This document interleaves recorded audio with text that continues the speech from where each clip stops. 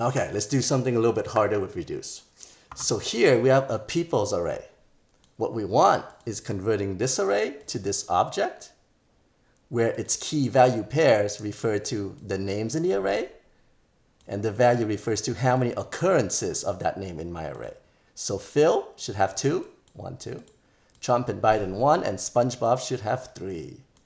Now, whenever you're starting with an array and you want to change the type from array to object to number to string, the best method is always reduce. Okay? So we write our reduce. Our second argument is an object because that's what we want at the end. Okay, now we're going to start with this empty object and we're going to build on it. So in here, what can we do? We can say, actually, let's see what we want first. So when we loop, we're going to check to see if the name key value pair. So we're going to loop. We started with an empty one. We're going to check, hey, does this object have, let's say, Phil and something here?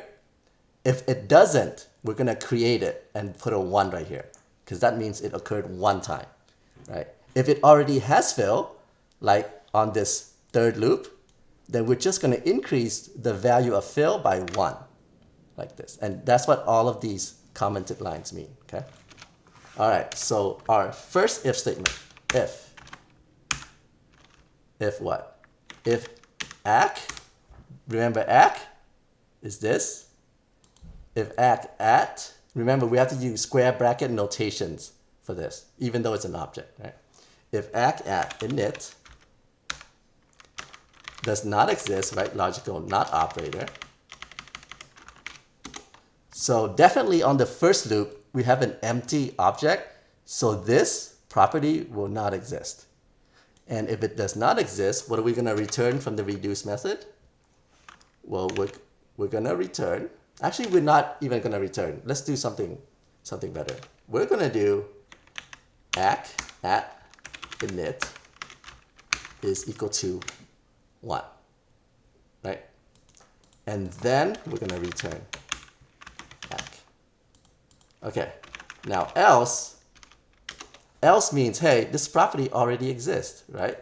So we're going to do ACK at init is now equal to itself, right, plus 1.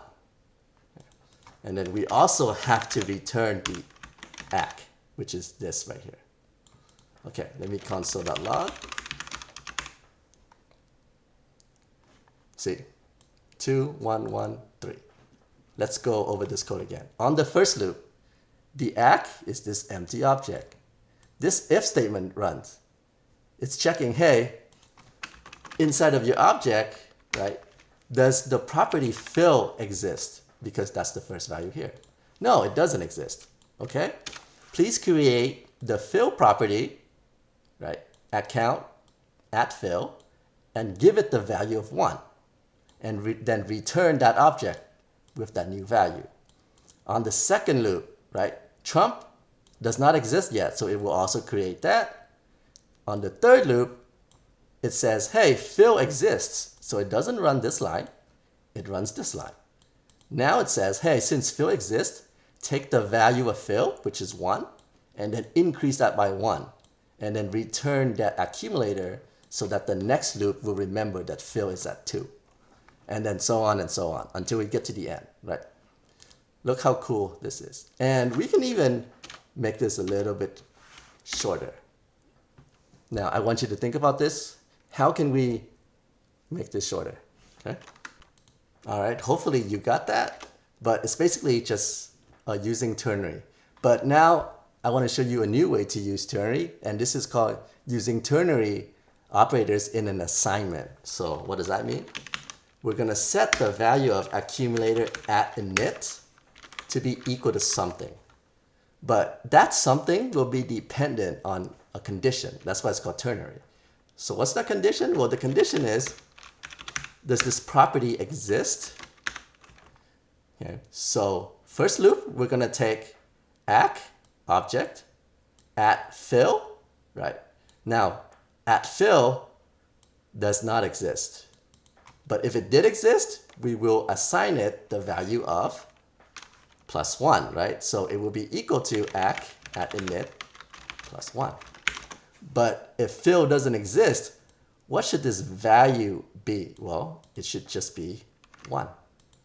And then don't forget, we need to return our accumulator. And then let me comment this out. See, we still get the same thing. Now in this case, this ternary is a lot cleaner than this. Because if you look at this, we're already assigning a value to ack.init no matter if it exists or not. In this case, we actually have to check first and then assign it, right? And then else, then we have to assign it again and then plus 1. Whereas this, you can just do it in one statement like this. Cool, huh? Okay, now there's one more way to use reduce that I want to talk about. And then I hope you actually get a grasp of how cool and how useful reduce can be, all right?